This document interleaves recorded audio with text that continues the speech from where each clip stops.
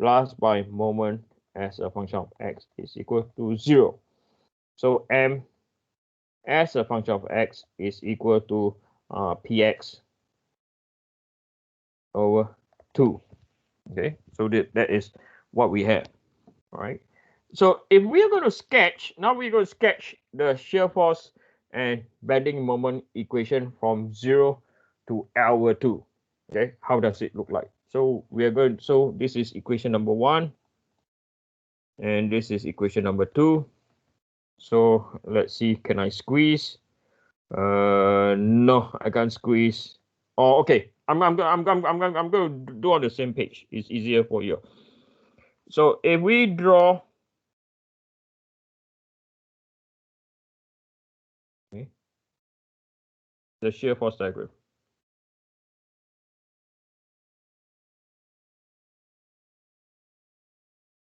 Right, so this is 0, and over here this is L over 2 x, okay, and this is v, and I'm going to call this P over 2.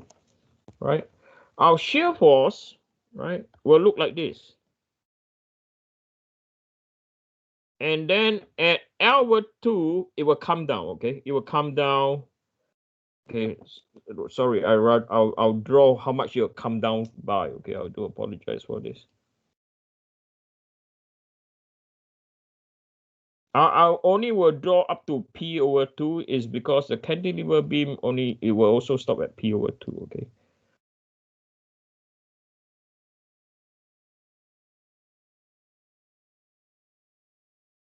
So this is positive V. This is our V. Your X. This is L over 2. You have P over 2 and minus P over 2. So your shear force diagram will go horizontal. And then at L over 2, okay, at midpoint where L, you have a P coming down, right? Then that's where it will come down to minus what? P over 2. Again, this diagram is from 0 to L over 2. Okay, so this you have P over 2. So the distance from here to here coming downwards, this height is our P. Okay, so that is our shear force diagram. If you look at our bending moment diagram, okay, so I'm only going to focus on the positive side. So this is your X. Okay, so this is your moment, and this is L over 2. And if you look at the function from equation number 2, it's a linear function, as you can see. Okay, it's a linear function. So I'm going to sketch this. Okay, so it's a positive, okay, slope, and you will stop over here at L2. And at this point over here, this will be equal. So the moment at a location L over 2 is equal to P over 2 multiplied by L over 2. So this is equal to PL over 4. Okay. So just to quickly recap, so we are going to have a positive bending moment. So what does positive bending moment means? Okay. So if your moment, okay, if your moment is positive, okay, the deformation, okay, I'm going to draw the deformation pattern. The deformation pattern, right, will be smiling face. Okay. If your moment on your moment diagram is negative, the deformation pattern will be what? Will be a sad face. Okay. So that is just to recap. What does positive bending moment diagram? I mean, in a bending moment diagram, positive. What does it mean based on deformation pattern? Because I want you to visualize. Okay. How it looks like, not just, okay, I'm just going through the formula and then go. No, you have to visualize deformation. Right. So I want you to take note of equation number 1 and equation number 2. Okay. Now, if we were to form, okay, so I'm just going to do by the side. Okay. So we are going to focus on the cantilever beam now. Okay, so we are going to do the analysis for cantilever beam. It is going to be exactly the same as the simply supported. Okay, so I'm doing the cantilever beam now, right? So this is our x, v as a function of x, moment as a function of x, right? So we're going to carry out static analysis from 0 x to L over 2, right? So positive is going up, summation of forces in the y direction is equal to 0. So you have P over 2 minus V as a function of x is equal to 0. V as a function of x is equal to P over 2, right? And you've seen this before. It's exactly the same. Okay, summation about moment in the z direction is equal to 0, or where x is equal to 0. So where we are taking our moment is over here. So what we have is p over 2. So it's going to be minus px over 2 plus by moment as a function of x is equal to 0. Moment as a function of x is equal to px over 2. So you will see mathematically, right?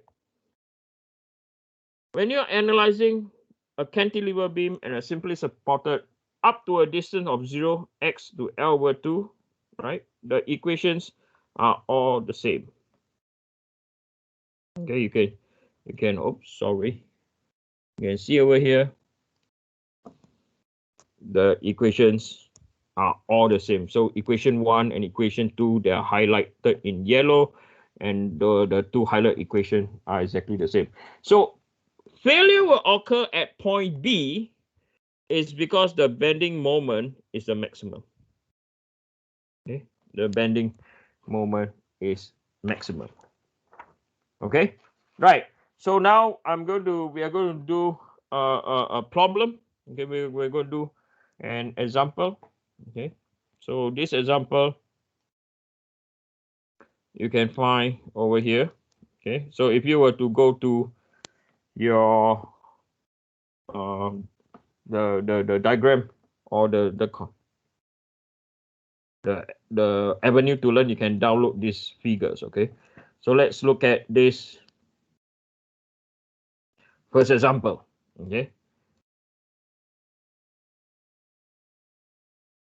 so this example is taken from the textbook Beer and Johnson. Okay, but it's not the same chapter. This is chapter, I think it's the same chapter. I might be wrong, but let's see. Let's look at example number 1.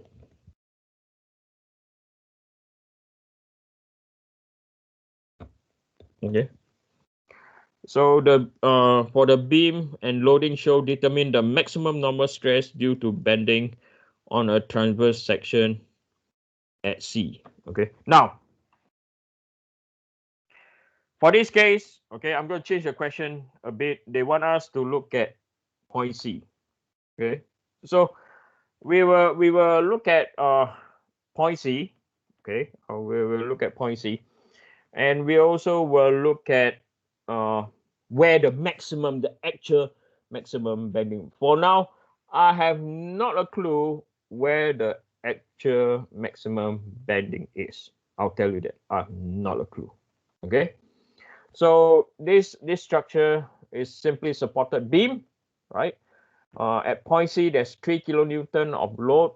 At point D, there's 3 kilonewton, right? And then we have the cross-sectional view. Okay, so there's our cross-section. Okay, now I want you to look at how such an example is done. And to be successful in this course, I want you to take note on what I'm thinking or how I'm thinking. Okay, more important than anything else. Okay, right.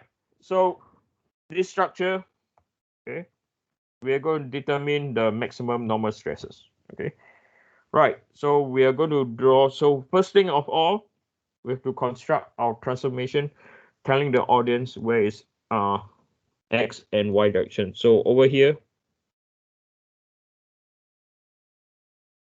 This is your X, right? This is your Y. This is your rotation about Z. Okay. Now, for this view over here, okay,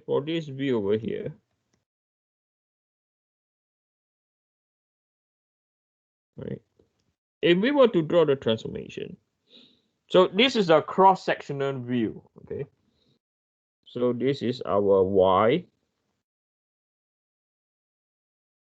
This is our Z. And using right-hand rule, this is our rotation in the X, okay? Right. So first thing we have to do is we are going to find, okay, the first thing we're going to do is we're going to sketch or we're going to find the position, or we are going to sketch or draw the bending moment diagram and find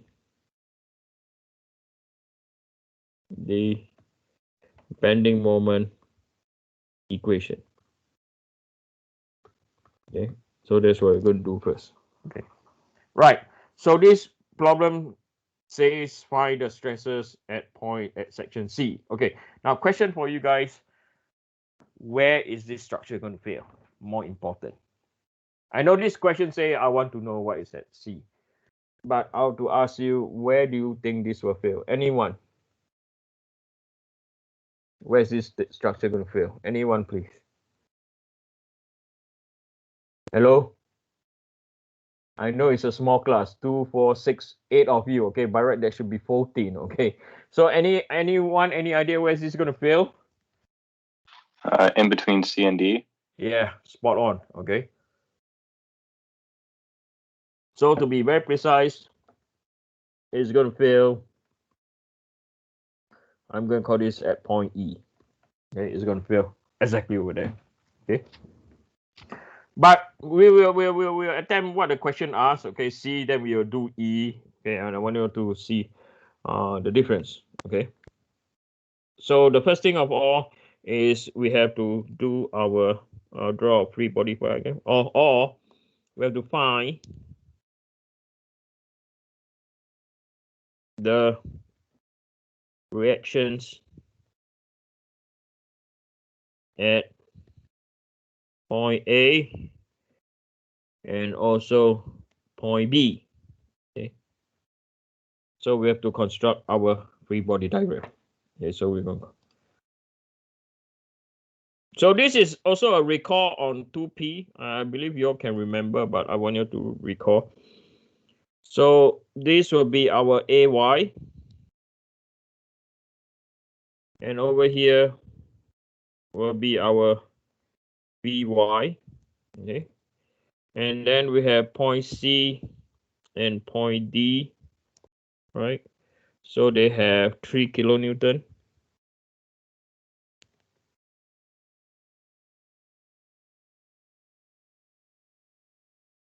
Then at point E, okay, we have another load. And this is our equivalent load.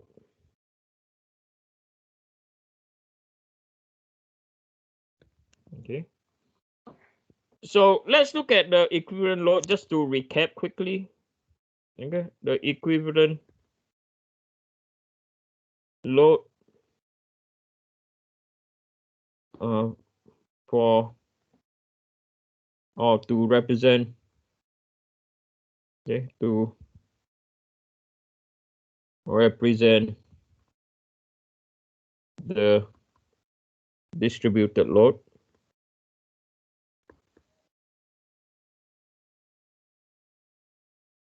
Okay, or you guys will be more familiar with evenly distributed load. This is not a gradient. Okay, so the equivalent load